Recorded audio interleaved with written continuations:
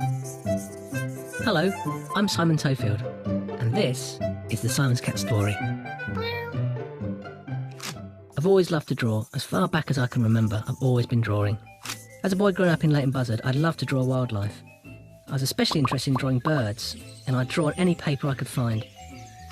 I got my first cat when I was 9 years old. Her name was Shelley, and she was a very shy, very timid little farm cat.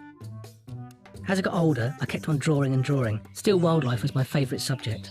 But I also started to get interested in doing animation around about that time too. I thought I'd teach myself to animate by creating flip books, which were basically big fat pads of paper, which I drew in from the back and worked my way forward. And when they were flipped, they created animation, and I was hooked. Drawing was the only thing I could really do, so I became an animator. Back then, we used to sit at old wooden light boxes, drawing on animation paper. I worked like this as a commercial animator for about 13 years, mostly doing adverts for TV. I thought I'd better have a go at making digital animation. I needed to teach myself this new way of animating.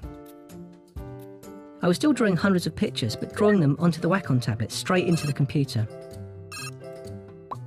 So I made my short film about my own cat Hugh, trying to get my attention in the morning to be fed.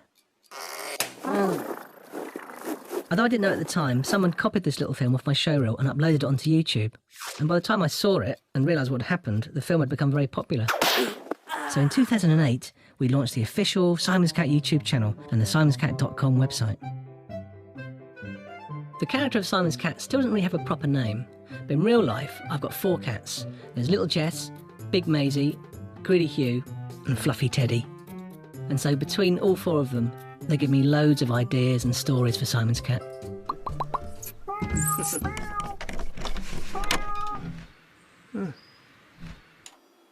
People often ask me, why don't we release Simon's Cat films more often? The truth is, it takes about 2 to 3 months to make a Simon's Cat film. I first work on the story idea, and then it takes most of that time to get the animation done. I've got a small team of very talented animators helping me now. I direct the episodes and we work together to create the films. Although we're working on computers, Simon's Cat is all hand-drawn animation. It's made frame by frame, and it just takes a long time to make each episode. I'm still drawing all the time, filling up sketchbooks with ideas for stories and gags. I feel really lucky to be doing what I love. And it's fantastic to know that there's an audience out there waiting to see what Simon's Cat gets up to next.